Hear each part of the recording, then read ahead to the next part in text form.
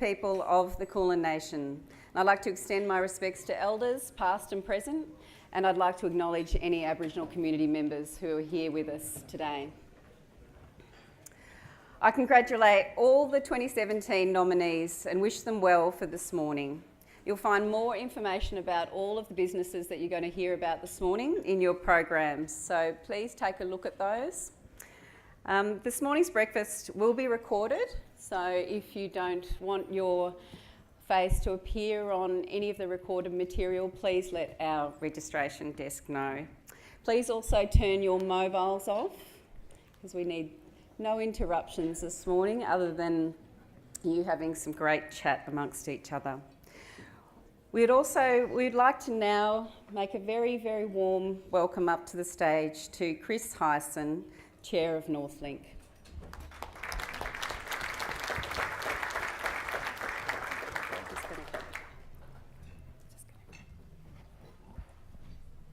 Thank you, Nicole. And a good morning and welcome to you all to the final Northern Business Achievement Awards breakfast for this year, 2017. But firstly, I'd like to acknowledge the presence of Chris Holtby, the UK Consul General, Bronwyn Halfpenny, MP Member for Thomastown and Government Whip in the Legislative Assembly, and the Honourable Fiona Patton, MLC Member for Northern Metropolitan Region. Also to the President of the Municipal Association of Victoria, Councillor Mary Laos, who is also Councillor for the City of Whittlesea. And to Councillor Kim Lassurf, Mayor of the City of Darebin, Councillor Peter Clark, Mayor of the Nillumbik Shire Council, Councillor Lena Messina, Deputy Mayor of the City of Darebin, Councillor Karen Egan, Deputy Mayor of the Nillumbik Shire Council, Councillor Natalie Abood, the Deputy Mayor of Moreland City Council, and Councillors Susan Newton, Julie Williams, Trent McCarthy and Stephen Amir from the City of Darebin, Councillors Naam Kurt and Karen Sherry from Hume City Council, Councillors Tom Melican, Peter Castaldo and Craig Langdon from Banyule City Council, Councillor Kaz Montalonia from the City of Whittlesea, and Councillor Dale Martin, Ali Alfani, Oscar Ulitz and Mark Riley from Moreland City Council, and Councillor Carly Hannon.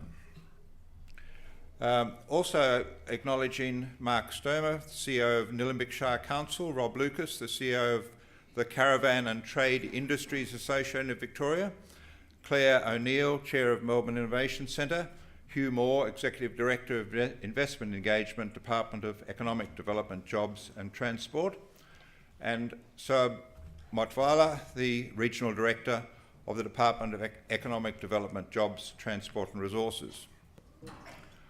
Northlink greatly appreciates the support of councils, award sponsors and today's breakfast host, the Victorian Government.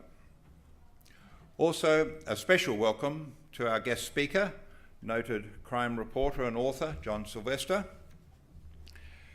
And Northlink, I'm proud to say, has had a very successful year.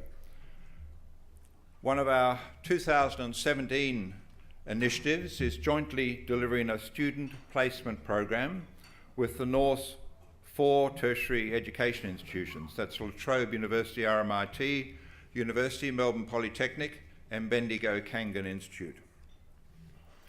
We've placed 114 students in local businesses and other organisations over 2017 as part of the Northern Industry Student Placement Program. And I have great pleasure in announcing 2 awards associated with the placement program. Firstly, the Unitemps Student Placement of the Year goes to Rebecca Budge.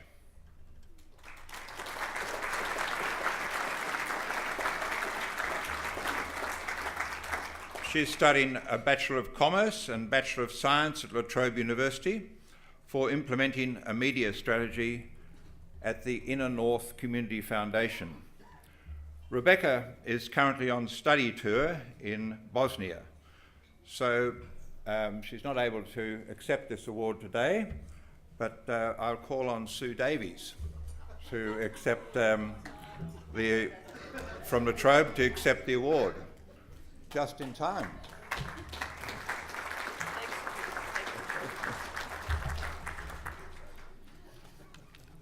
For a minute there, I was wondering what I was going to do with it. Secondly, the Northern Melbourne RDA Student Placement Program Employer of the Year Award goes to Moreland City Council.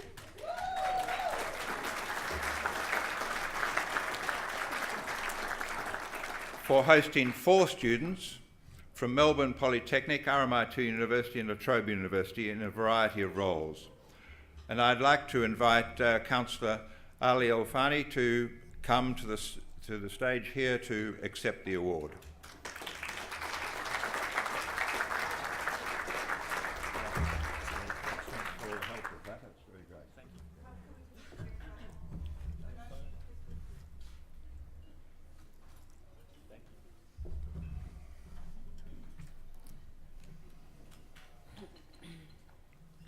And finally, I'd like to say this is my last breakfast as Northlink Chair, as I'm stepping down from the role. But before I introduce the new Chair of Northlink, I've just a few to thank. And firstly, I'd like to thank the Board of Northlink and the confidence they've shown in me. I've been very fortunate to have had 2 wonderful executive directors, Mick Butera and now Chris James, who have developed Northlink into a very important organisation for the North. But a special thank you to you all the hundreds of people and companies that support Northlink, their programs, projects, research and activities which have generated a cohesiveness as a region which is now recognised for its collaboration and leading the way in Australia as an example of cooperation among local government, education institutions and industry. Why have I done this for I think it's over 30 years? Because I love to see young people get opportunities. To create those opportunities is a complex and multifaceted task. The activities of education and training,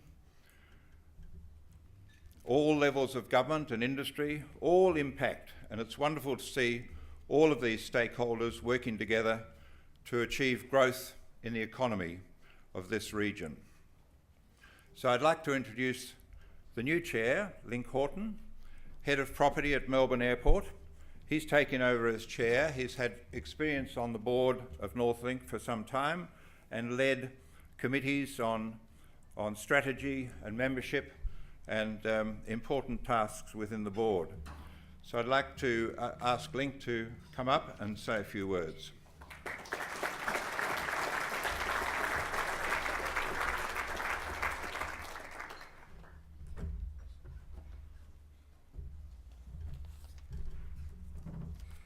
Good morning.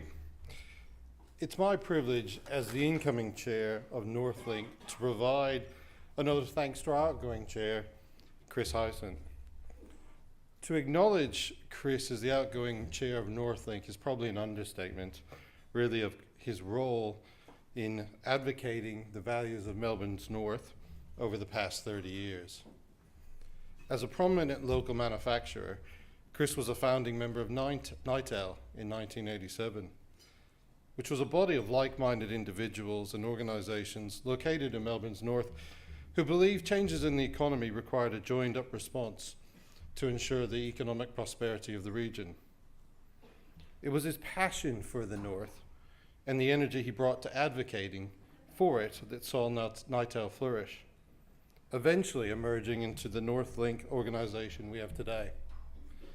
As Chris said, Northlink has grown to be recognised as the independent voice of the North, an advocate for economic growth, and an organisation that provides strong leadership and is respected at all levels of the government. All of this has come under Chris's stewardship as now the outgoing chair. It's been Chris's passion, professionalism, and leadership that's provided the foundation upon which the success of Northlink has been built. It's often said that one hopes that one takes a responsibility, such as a board position, that can add value, improve it somewhat, and leave the organisation in a better position than when you started. I think Chris could be proud to say that he's achieved this in his role as the chair of Northlink. And for all of us, I actually think and could suggest that Melbourne's North has been very fortunate to have someone of Chris's calibre advocating on behalf of all of us for so long. So, on behalf of Northlink Board and the membership, thank you, Chris, for all your tireless leadership.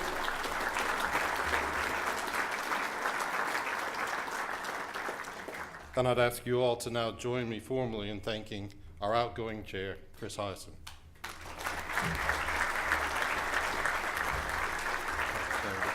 Very kind words.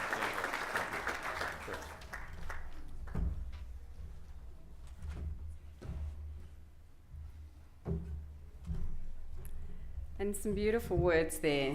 Thank you very much to Link for stepping up there to introduce himself and to offer those warm words to Chris, and some really big footprints in the sand to follow on from. And I'm sure the journey ahead for Chris will be a wonderful one. 30 years of service is something to certainly take our hats off to. So thank you very much for those words. This morning's breakfast wouldn't be possible without the support of our award sponsors. So we will recognise them this morning: to Matchworks, to McPherson Kelly Lawyers, Oz Industry, Energy Australia, Apprenticeships Matter, Northern Melbourne RDA, Melbourne Polytechnic, Telstra, Bank of Melbourne, Victorian Government, La Trobe Business School, which sponsored the Young Business Achiever Awards over our first 3 breakfasts, our media sponsor, the Epic Times. And there's more information on our sponsors in your program booklets, so please have a look at those today. We're most appreciative of the support of our sponsors, and we urge that you support them too. So they make these awards possible, and I can see there's so many seats filled. This is a full house today, and I guess they make the prices of the tickets affordable too. So that's why we're all here, and leading up to Christmas, it's great to see so many familiar faces. We're also going to be conducting a business card draw this morning, so please ensure that you've put your business card in the bowl at the registration table. So, ladies and gentlemen, we're now going to introduce our guest speaker for this morning. Our guest speaker this morning is very familiar with the North as well, John Sylvester. John is Victoria's most experienced crime writer, having covered the crime beat since the late 70s. He's written, edited and published crime books that have sold more than 1 million copies in Australia. And his work has been adapted for the top-rating Channel 9 series, Underbelly. He's won prestigious multiple awards for print, radio, television and online reporting. Currently, John is the senior crime reporter for The Age, and he writes the Walkley Award-winning Naked City column. He also appears weekly on 3AW as crime commentator, Sly of the Underworld, and has given evidence at the Royal Commissions on Crime and Corruption. The title of today's talk is appropriately titled From Preston to the Underworld, and John is certainly familiar with the North, being born and raised in Preston. So please join me in giving a very warm welcome to John.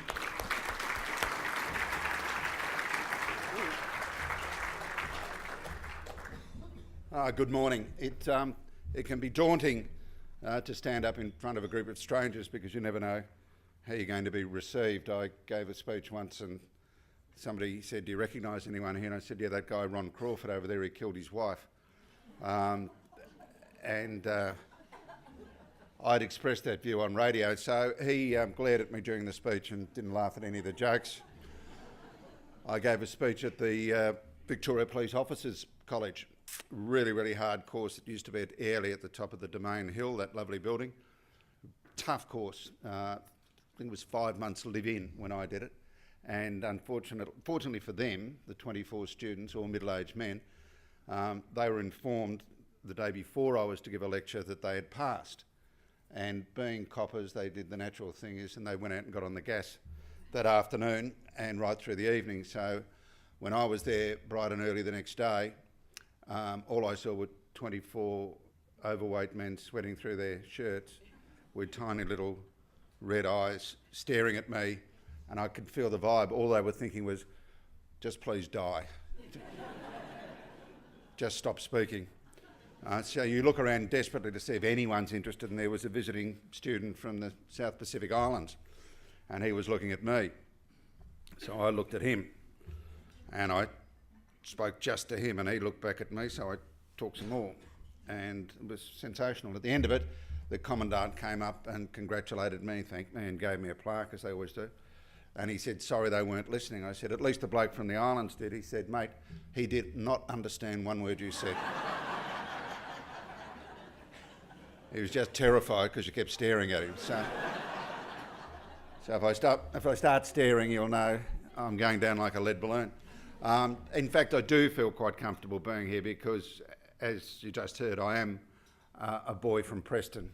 I was brought up in a housing commission house in Albert Street, Preston. My father was a policeman, and at that point he was in Northcote CI, which made it really good because I could say to most of the people I knew at school, my father's locked your father up. So that didn't necessarily make me the most popular kid at school. I went to Preston East High, which only went to year 11 because no one was expected to go to university. Electives included car rebirthing and identity fraud, which a number of the students excelled at. But it was a different time, a simpler time in Melbourne, and Preston very much was a village. We weren't envious of private school kids because we simply didn't know any. I went to the Scout Hall up here, and you'd walk there. You learnt to swim down at the open-air swimming pool, and there should have been a Royal Commission in that when you used to throw terrified kids into freezing water in October, but they got away with it.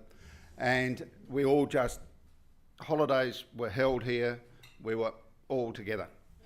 And it was a strong ethnic background because we still had the Nissen huts. It was before Northland, and so this was the kick-off point for migrants. So many of my friends were what were referred to as New Australians, and I remember going to a good friend's house and being amazed to go out into the back garden and see not willows or trees, but a full market garden, and to be fed exotic pastas and eggplant. And to see my friend at 15 being given a glass of wine, I assumed he would become a total raving alcoholic. It even ended up worse, he became a psychologist. So they were the days. But what you did, the common ground was footy. Footy became very important. And at our school, basically, there were three sides that were supported. There was Collingwood, there was Carlton, and there was the Pentridge Old Boys, which some of them could join under the father-son rule. My father, who came from England as a bobby, he decided to support Hawthorn. And the reason was quite simple. He got absolutely bored that every time someone said, "Who do you follow in the footy, Fred?" he'd say, "No one." And then he'd be bored with an hour's conversation about how Aussie Rules was the greatest game in the world. So in the end, he picked Hawthorn because Hawthorn had won 2 games in 3 years. And that was not because he had a great passion for the underdog, but he knew that would be a conversation stopper. It's like saying, "How's your wife?" "She's dead."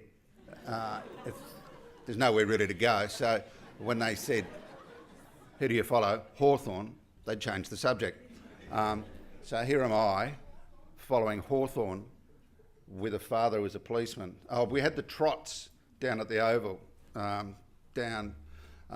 where I played footy, and they used on a Sunday morning have the pleasant Sunday morning with a few kegs, and so the horses were allegedly being trained, and of course it was an illegal trotting meeting, and my old man closed it down, which increased my popularity no end. So I played footy down there for Preston Scouts as a frightened wingman, and there I actually developed a new style of football called corridor football, because as an outside winger we played Heidelberg Colts over in the Olympic Village, and it was different because most of the supporters were drinking long necks, which was interesting. It was 10 in the morning, and I went to kick the ball off the ground, and I kicked one of their players in the guts, and afterwards the people with the long necks were screaming, "Kill number 8." And I thought, geez, number 8, he's in, oh God, that's me. So I invented corridor football because I wouldn't play on the wing. I just played down the middle because I didn't want to get too close to the people drinking long necks.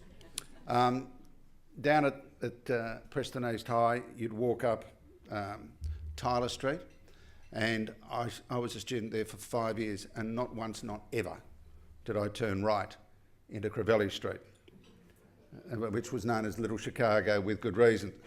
And there were the Kane boys who lived there, Les, Brian and Ray, and they were pretty tough.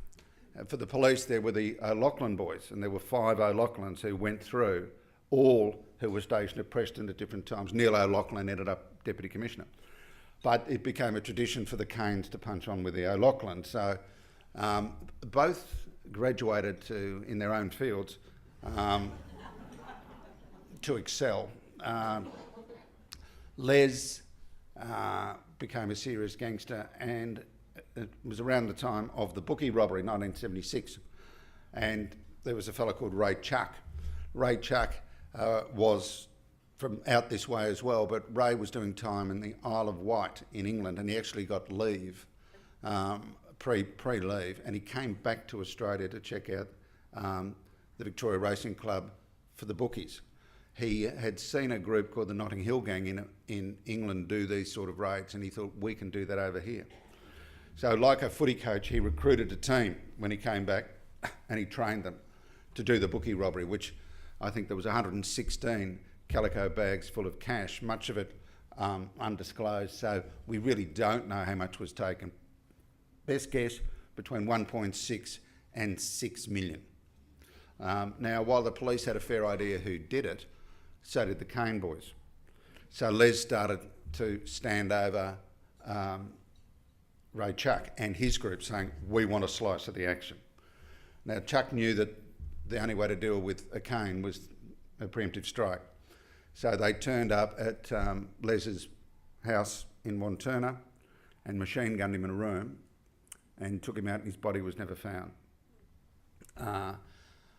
Eventually, Les's wife, Judy, became a witness, and she became very, very close to a lovely policewoman called Pat Hunter.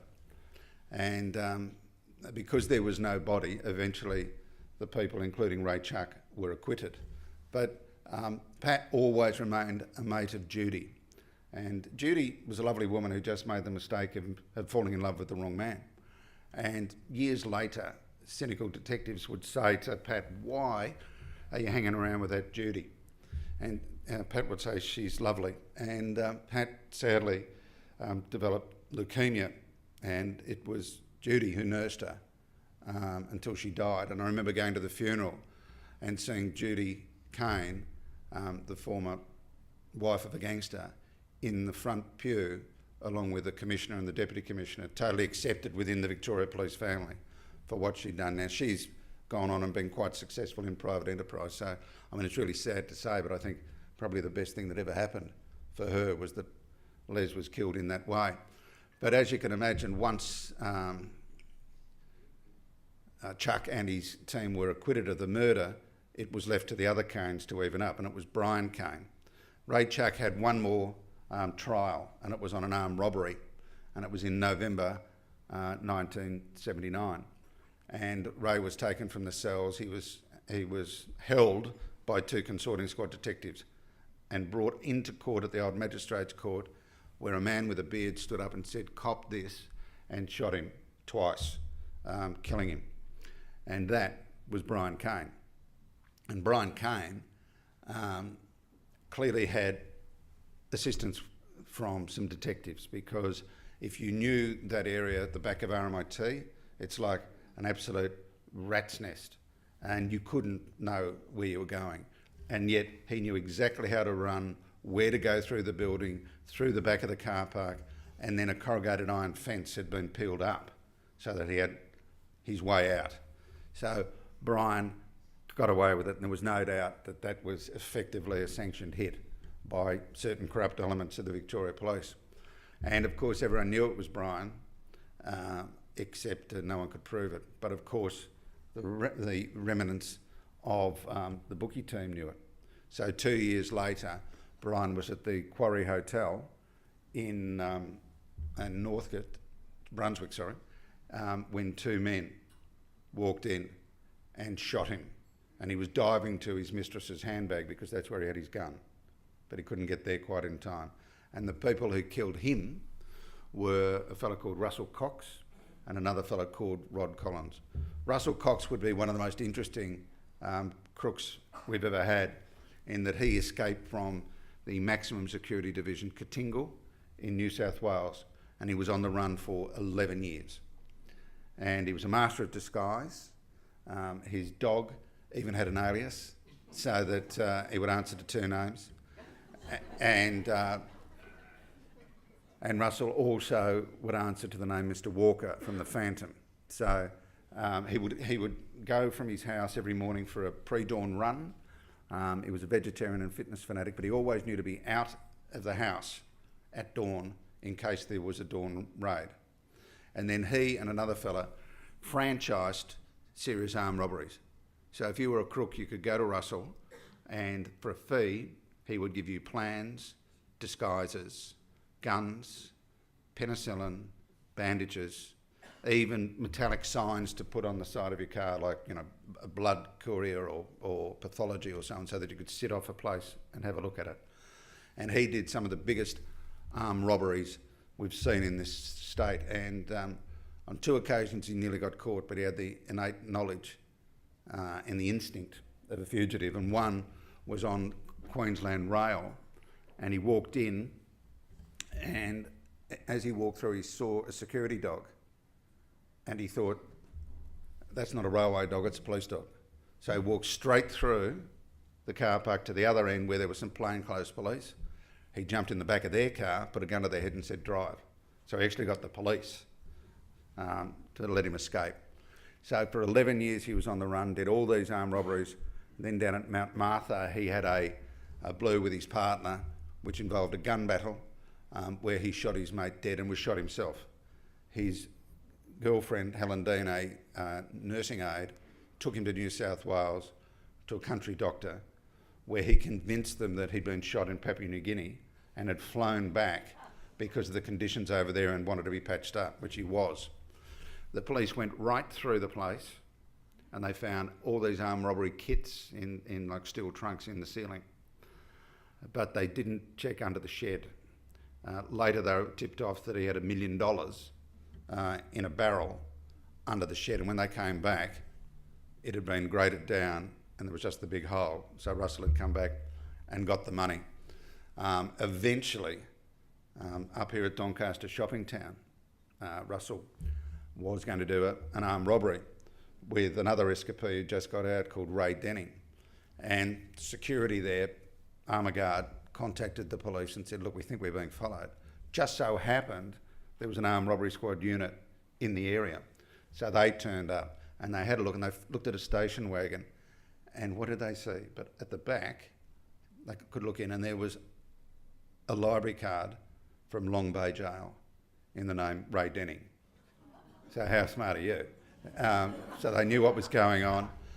Then there was a massive gun battle. Well, the crooks didn't pull a gun, but the police shot about 52 bullets at them, missing them, shooting a number of cars. They got Denning, and then they got this other bloke who they didn't know who he was. And he said, do you know who I am? And they said, no, who are you? He said, I'm not telling you, but you'll do cartwheels when you find out. So they took him in and they fingerprinted him. Of course, it came up as Russell Cox. So they put him in a room and they drank a slab in celebration before they interviewed him. And then eventually, when they charged him, they said, do you mind if we have the team photo? He said, yeah, no problem. So there's a picture of Russell Cox with his arms folded and all the armed robbery squad around him in the classic footy pose. You can't make it up. He beat all the murder charges, so he had to go back, of course, because he escaped. He had to do his original time, but also the fact that he escaped. You know what? They had never gazetted officially Katingal as a prison. So how can you escape from a prison that doesn't exist? So even the charges of being on the run for 11 years had to be dropped. He became a model prisoner, and while he was on the run, he was never photographed. And there's a classic photo of his girlfriend, Helen Dean, at a wedding. And there's the bridal party, and there's one empty chair. And it was Russell, because he saw the bloke about to take a photo. And he just disappeared. Became a model prisoner. And eventually the prison officers turned up at the parole hearing and said, you've got to let Russell go. He's just a really good bloke. And I really wanted to interview him. He'd never allow it. And he's living a very quiet life with his wife, Helen Dean, in Queensland. And I'd be so sad if I ever found out he did a crime, because I think he's one who actually woke up to it. Rod Collins, on the other hand, the other shooter, is one of the world's worst. I've got him for 11 murders, a contract killer, a little weed of a bloke. And the first one I know was up in Reservoir, and it was St Patrick's Day. It was a barbecue, and there was a little drunken Irishman who was telling jokes.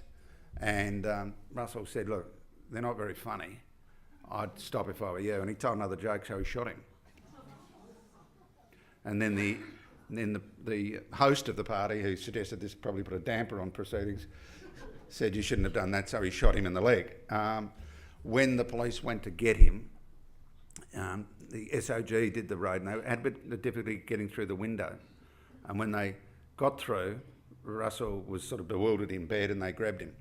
And then they cleared it, and the homicide came in to get him, and the SOG said, it's all clear. And when they came in, they said, yeah, but what about the gun under his bed? And when they found it, it had hammer marks on every bullet. But it was dodgy ammunition. So he'd stood behind the window and gone at the SOG, bang, bang, bang, bang, bang, bang, and then threw it under, because it hadn't worked. Otherwise, we would have had dead police. Rod Collins went on, he killed another 2 out here. And if you remember the terrible murders in 2004 of Terence Hodson and Christine Hodson. Terence was a police informer, and a corrupt drug squad detective thought, I've got to get rid of him. It was Rod Collins who did that job. And Rod's now serving time, not for that, but for another murder, and he'll never get out. But as I said, he was the one who would do contract killings for anyone. And he ended up living with Tony Mockbell's mistress's mother. So that's how it's a tiny little incestuous world. If you go back to Brian Kane and you look at the death notices, you'll see one that says, I'm so sorry to see you go, little Jason. That was Jason Moran, who'd married into the Kane family, but they were too stupid to see the lessons of history, because of course Jason got himself involved in the next underworld war, and that resulted in him being killed. He should have worked out what happened to his uncle, that it's actually better not to do those sort of things. They weren't the only gangsters in the area. Across the road from where I lived was a fellow called Greg Workman, and he was my sister's first boyfriend. And that surprised me, because when I went to Northcote Police Station with my father, and to just keep me quiet, he gave me the mugshot books, and I was going through and thought, look, there's Greg. Was the first guy to kiss my sister. I've told that story, and she rang me and said, well, thanks for wasting my 15 minutes of fame. Greg ended up getting shot dead by Alphonse John Gangatano. Gangatano was a fellow really keen on his image, and he wanted to be that gangster type. He wanted De Niro to play him. He didn't like me, and he was suing me because I said on radio, Alphonse John Gangatano, you have the brains of a flea and the genitalia to match. And it's a big Italian lad. I think he was the latter that upset him rather than the former. We didn't get a chance to do battle in court, as he also was shot dead, which is the history of these people, these clowns, is they don't actually see. They live their lives like it's a Hollywood movie, but they don't actually see how these movies end, which is with the crook either dead or in jail. So, and if you don't believe me, go and have a look at the pathology reports, because all these clowns who said, I don't care whether I live or die, you have a look and you'll find that most of them had sedatives or antidepressants in their system, because too late they worked out how their story would end. I said we went to year 11, which is true, and then we all split and went to different schools. I went to Heidelberg High, but we fluked it, I suppose, because we were children of Gough Whitlam. So we were the first generation, maybe even the only generation, who got real free education, and even paid on a means test, depending on where you were going. And I went, of course, to the closest one, La Trobe. And when we have a school reunion, we all thought of ourselves as tough guys from a tough school, but it's amazing to look at that group and to see that there are doctors, psychiatrists, quite a group of people who've been really successful, because we were given the opportunity that perhaps even today certain people aren't given. So I went to La Trobe University, where I did a double degree in sleeping in and drinking beer. I got honours in both, actually. So, and it was at that point my father would say, what are you going to do? What are you going to do with your life? And eventually, Chief Commissioner Mick Miller's wife, Beverly, said to me, John, you should be a journalist because you've got an opinion on everything, which actually was code for you're a smart ass. So I thought, that's a good idea, because I won't get that job, but it'll keep my father off my back. So I wrote a couple of applications, and to my surprise, I got an interview. And the first interview, I faked it pretty well and got through it, surprisingly. Then I went to a panel, and there were 3 of them, and it was that long ago. 2 of them were smoking. And we had the panel, and I didn't know what I was talking about, which is not unusual, but one of the panel members started saying, a policeman by the name of Platforce, he had the right idea regarding demonstrators. And I thought, I'm not sure about that, because I had read in a magazine, a La Trobe magazine, that this fellow Platforce had led an unjustified baton charge into protesting students up in Heidelberg. And I mentioned that. I said, I think he said something like, they got battened today and they deserve it. And this bloke looked down and he read the quote. And he said, no, he said, they got battened today and they'll get battened tomorrow. And so that really annoyed me, because I thought I was being set up, simply because I don't think any other applicant would be given that question.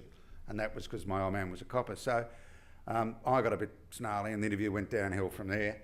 And I remember the fella saying to me that he wanted to move the journalism course from RMIT to Melbourne University. And I said, well, I think that's a stupid idea. It's a craft. It should stay where it is. And he turned to me and said, John, your attitude's typical of someone who hasn't been in the workforce.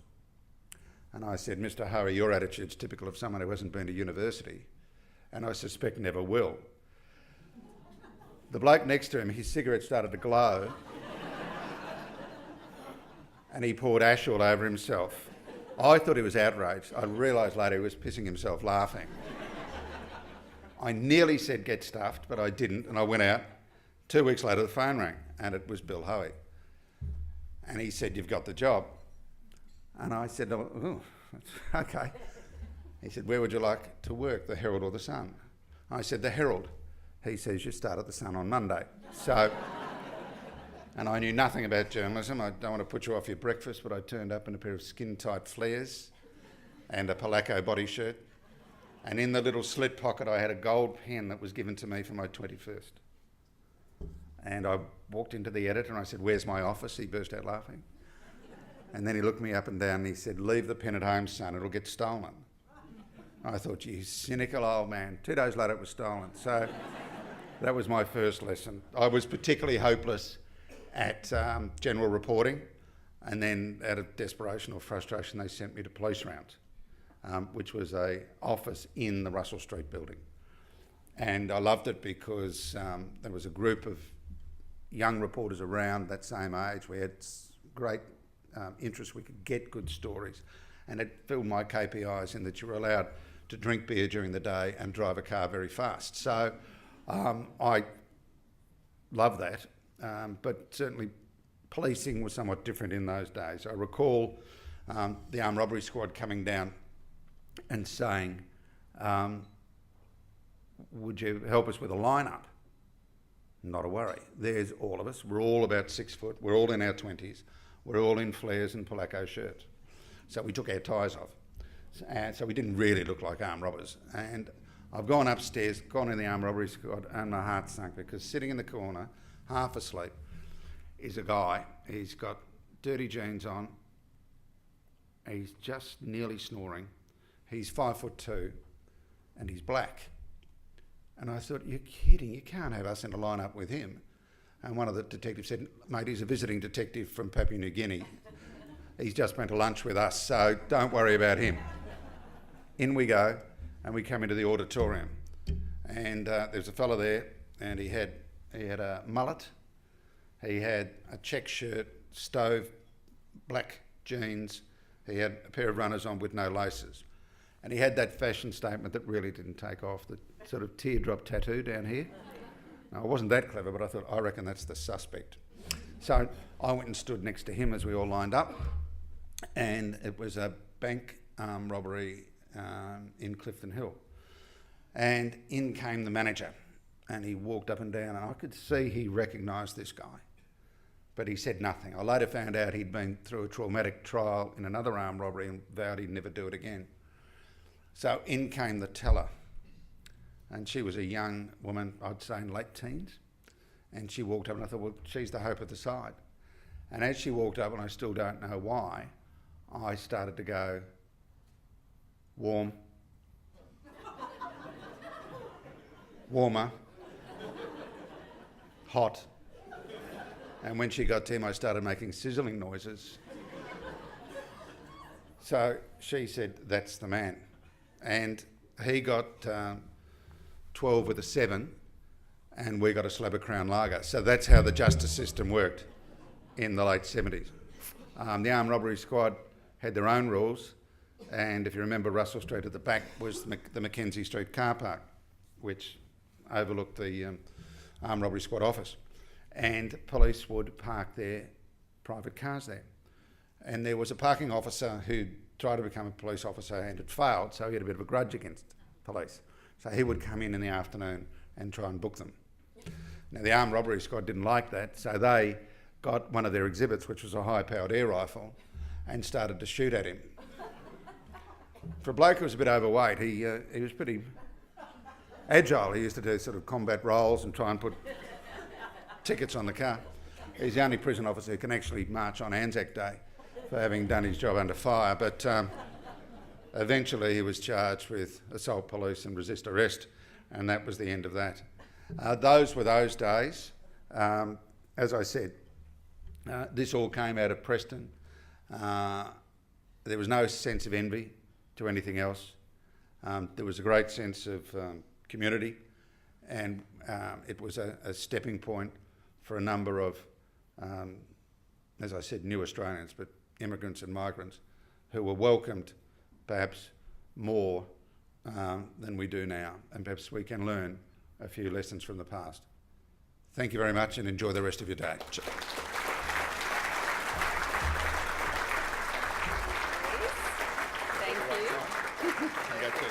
Perfect. No, not at all. Wow. What a wealth of knowledge there, and I'm sure everybody would love John to come to one of their dinner parties. What an amazing speaker there, and being able to share so much about the underworld, about Preston, about the place that we meet today. And don't forget to put your business card in that bowl at the foyer, because you can actually get yourself one of these books. So one lucky winner today will win John Sylvester and Andrew Rule's book, Underbelly, Where the Bodies Are Buried. And truly terrific stories there. And we appreciate you coming and joining us today, John. And if anybody's got questions for John, we'll get you to ask those over breakfast.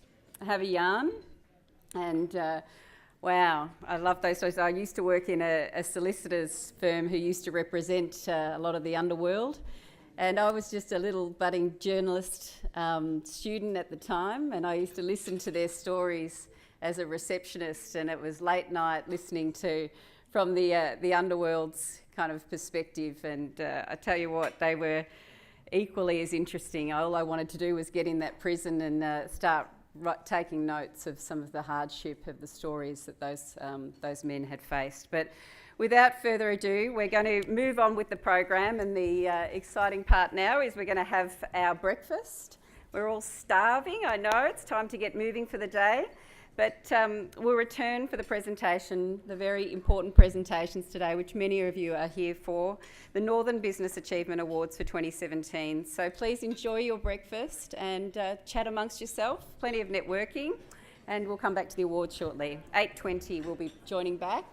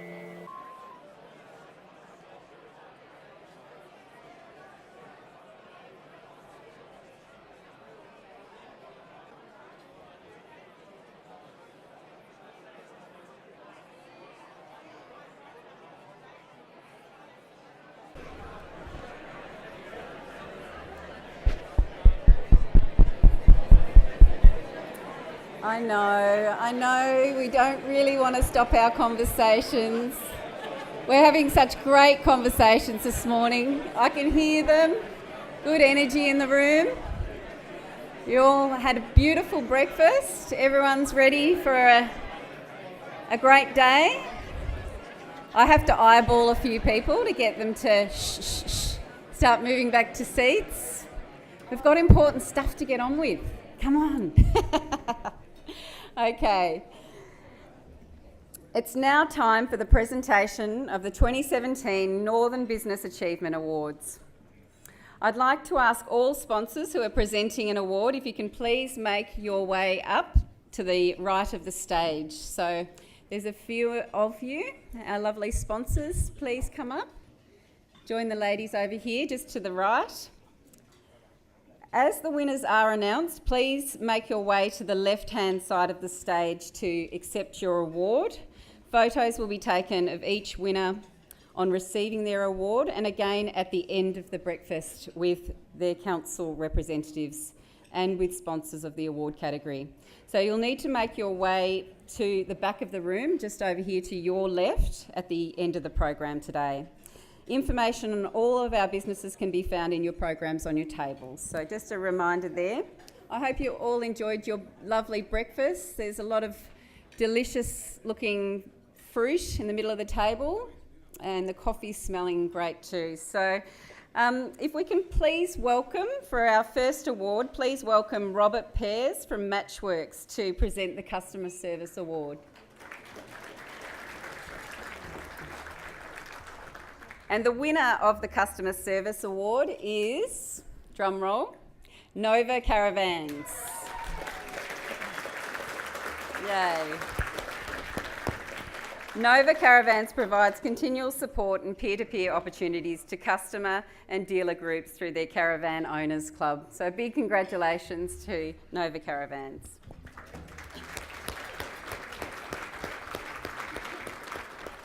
Well done. Now we'd like to invite George Harros to come up. Come up, George, from McPherson Kelly to present the Human Resources Award. And the winner of the Human Resources Award is Stainless Services. Yay, popular. Stainless Services has a high level of engagement with their staff, including a strong learning and development culture via support for apprenticeships, with QA built into every step of the manufacturing process. Congratulations.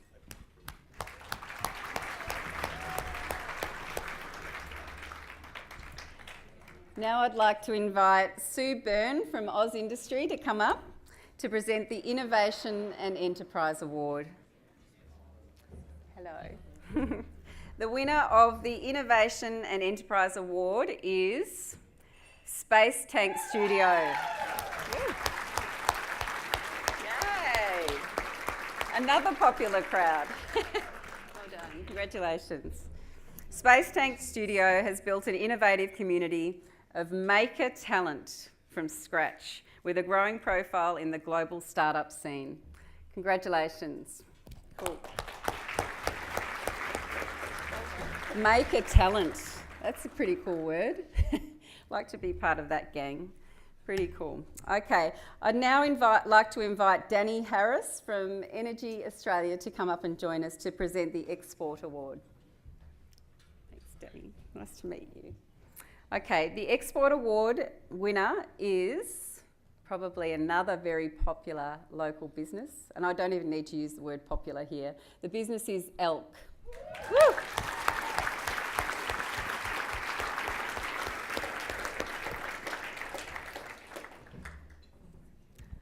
Just show off my piece there. Congratulations. Okay. Elk is successfully exporting to New Zealand, North America, Scandinavia, Singapore and Jamaica, with other markets to follow as well. So doing great work out in community.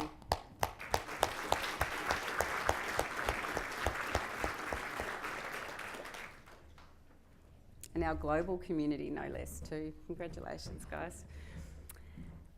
We're now going to invite Dr. George Giuliani from Apprenticeships Matter, sorry for that, to present the Sustainability and Environment Award. And the winner of the Sustainability and Environment Award is Close the Loop. Yeah.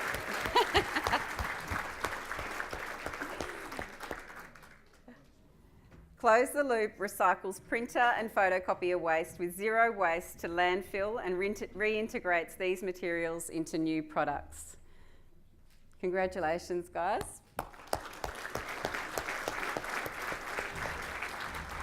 Congratulations. Now, Natalie came up this morning and I think she was kind of sounding me out to see if they might be winning, so try not to give too much away. Oh, congratulations. So moving on, please welcome Terry Larkins. Terry is from the Northern Melbourne Regional Development Australia Committee And Terry is going to present the Industry Education Engagement Award. The winner of the Industry Education Engagement Award is Shiny Embroidery.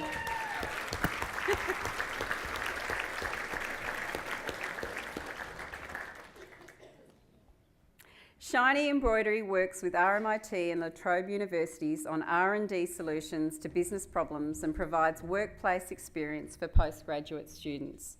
Also doing some amazing work and keeping the traditions of manufacturing happening in our communities and doing really good work with the local community. Great, congratulations.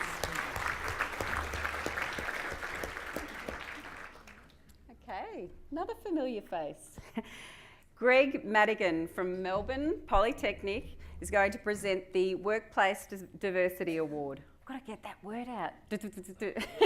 Diversity Award. It is the big word for the morning.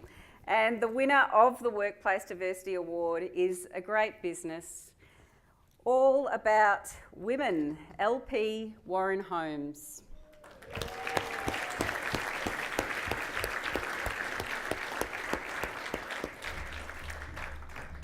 LP Warren Homes is a largely female-run building company and a multicultural workplace that actively supports working mums juggling family responsibilities. Congratulations. Congratulations. I think I might come and apply for a job. Gosh, there's some great businesses. Be sure to check out your program for more information about these businesses. I'm going to welcome to the stage now Gary Austin from Telstra to present the Technology Award. And the winner of the Technology Award is Your Coffee.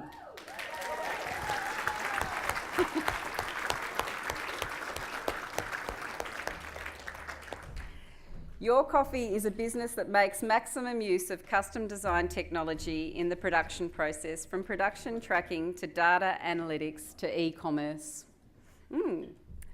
Congratulations.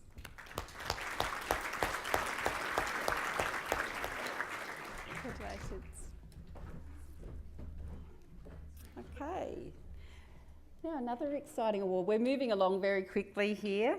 I'd now like to invite David Lagreca from the Bank of Melbourne to present the Best Startup or Micro Business Award. Welcome. The winner of the Best Startup or Micro Business Award is Hyperwave.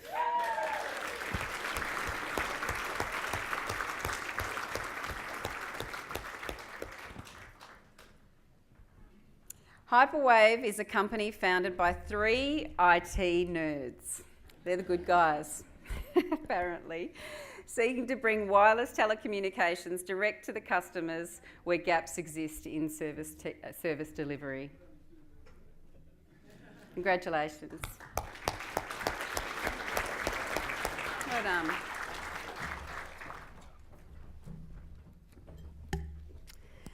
And now I'm going to welcome our incoming Northlink Chairman to present the Special Recognition Award. Please welcome Link Horton back up to the stage.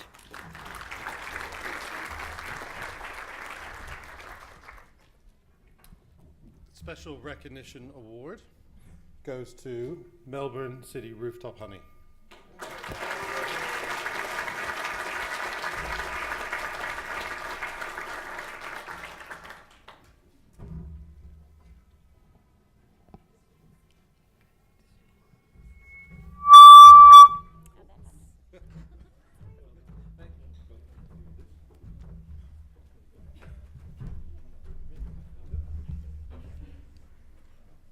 Just going to say a few words while they're having their photo. The Northlink Chairman's Special Recognition Award has only been awarded on a few occasions since these awards commenced in 2009. It recognises excellence, and the award this year has gone to a company that ticks many boxes in terms of innovation, sustainability, social enterprise and local production. Rooftop Honey are beekeepers with a vision of bringing bees back to the city and the suburbs of Melbourne. The aim is to be part of a global effort to help save the honeybee from the various threats of disease and human habitation. Congratulations, great work, guys.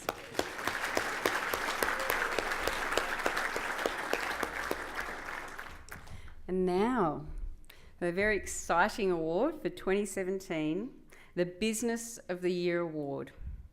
I would like to invite Miss Bronwyn Halfpenny, Member for Thomastown and Government Whip in the Legislative Assembly, to the stage to present the 2017 Business of the Year Award on behalf of the Victorian Government. Please welcome Bronwyn Halfpenny.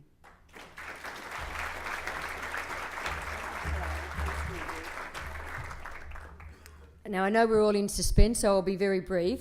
First of all, I'm really happy to be here. I'm here on behalf of the Minister for Industry and Employment, Ben Carroll, who gives his best wishes, but was unable to be here this morning. The Andrews Labor Government is a proud sponsor of this major award, and it clearly demonstrates this morning that there's no shortage of really talented and innovative industries in the northern suburbs. The government has been providing a number of sort of incentives and grants to support businesses in the north, as a demonstration of the confidence and the commitment that they have to industry here. And I know that there's been a number of companies that have received, innovative grants, such as around recycling, and also confectionery manufacturers and a number of food companies around the area. So, without further ado, I understand that you. Will I say, or you're saying who the company is, or? We might do it together. How Okay, about sure. we do that? Okay, fine. Okay. Because this is a very big moment. I know, I feel like we should have a drum roll or I something. know. Could have a few drums, but perhaps we could have a combined drum from the crowd. So the nominees for 2017 were of a particularly high standard. So we should point out that it created much discussion among the judging panel, and this company was a standout for the judges across a broad range of the criteria for all the individual awards. So we could collectively say that the NBAA Business of the Year Award for 2017 is Elk.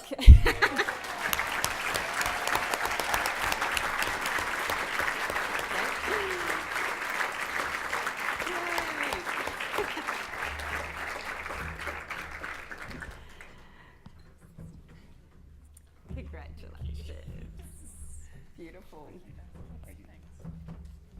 We'll let you have a few words. Would you like to? Thank you. Especially for the clothing industry, like, it must be amazing. Oh, yes, thank you. Thank you. Beautiful. This is one of their pieces.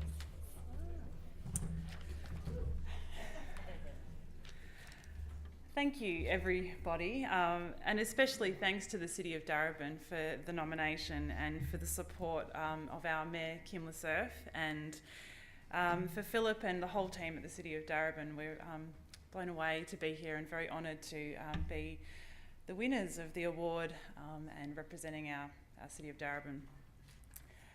It's been a big year for Elk. We were very honoured to have won the Telstra Medium Business of the Award for Victoria, and then we went on to Sydney and won the National Award. And so this really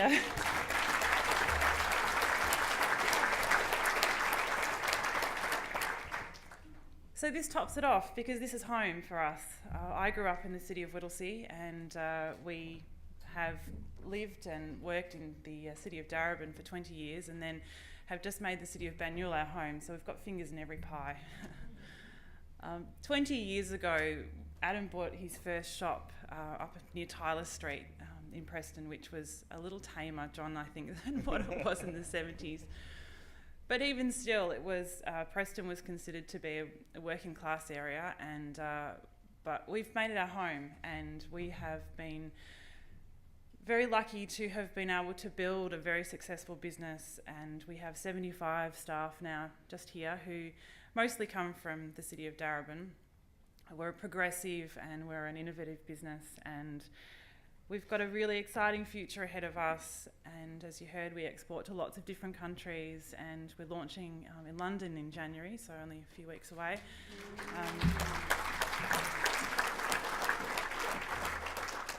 And we've been able to do that all from Plenty Road, Preston.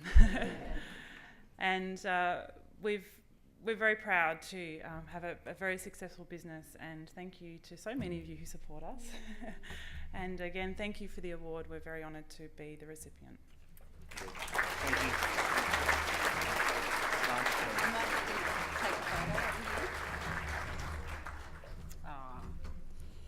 So deserving, and you know, when you work so hard to get the recognition that all of the nominees and all the businesses have received today, it really makes it worth it.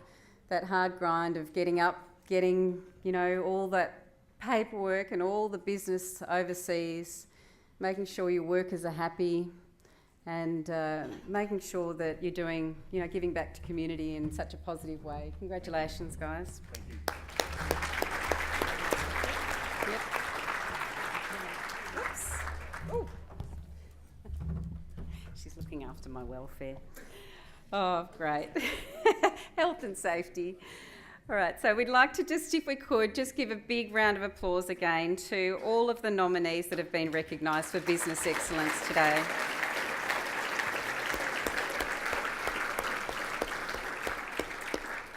And now, this is the time when we're all winners. We could all be winners in this next part. This is the part where we draw the business card winner. The business card winner. So if you're announced, please see the staff at reception to collect your prize. We've got some great prizes on offer. Our first prize is from Nbaa City, who have kindly donated a 1-bed Manhattan room, including breakfast for 2 and parking. And the lucky winner of this is Katrina Barker. Yep. Yay! Now, you have to collect it from reception, so they'll organise all the prizes. Our next prize is from Bank of Melbourne, who have kindly donated 2 gold class movie tickets, and this goes to Andrew Clark. Yep, got an Andrew? Congratulations, Andrew. See, this is a nice part. We could all win. I wanted to win one of the prizes coming up. The third prize is from La Trobe Business School. They have donated a La Trobe Business School branded power pack, and the winner is Robert Cataldo. Yay! And the final prize is from Melbourne Polytechnic, and they have donated some gift bags. And we've actually got, I think we've got 3 winners here. So we've got Jenny Howard, we've got George Jakowenko, and Robert Pears. Yep, got it right there. And there is another lucky prize winner. Now, John, I do want to win this prize, so I, just kind of slip out the business card. But it's not me, unfortunately. John's book, Underbelly, Where the Bodies Are Buried, goes to Holger Dielenberg. Ah, no, you've already won something. You can't win another thing, it's for me. Okay, many thanks again to Nbaa City, Bank of Melbourne, La Trobe Business School and Melbourne Polytechnic for donating the prizes this morning. Please also join me in thanking once again our guest speaker, John Sylvester.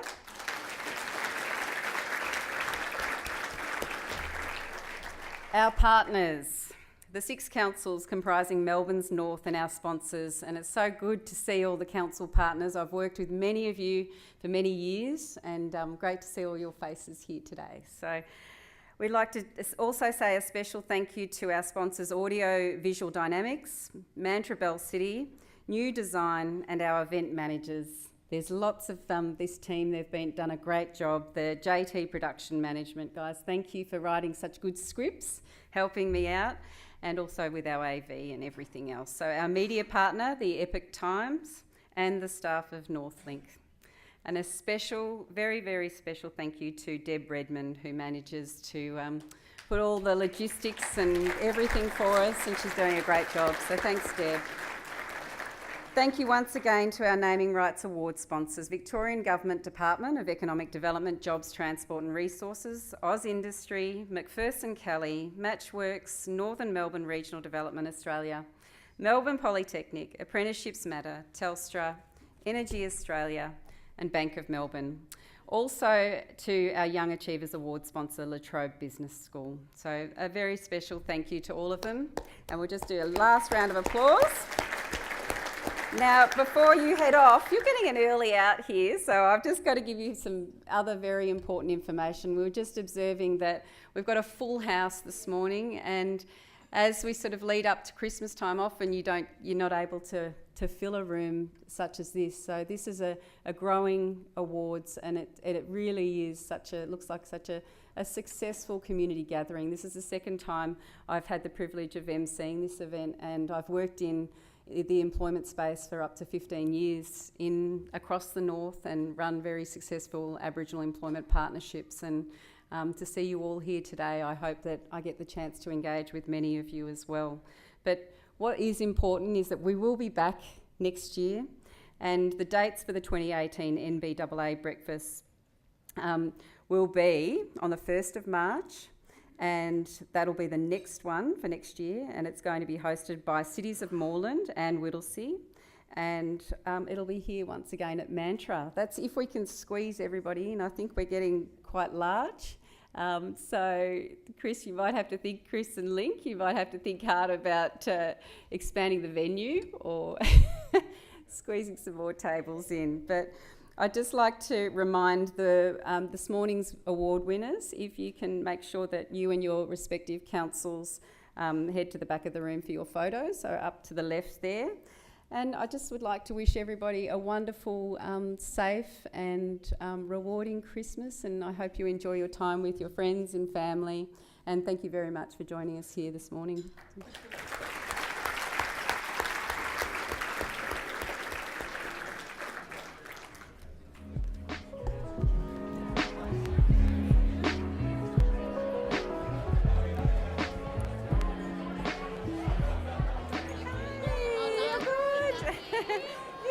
Did awesome work. We wrapped up early. I know when you said it, I was like, oh. I know. I said everyone's going to get early out.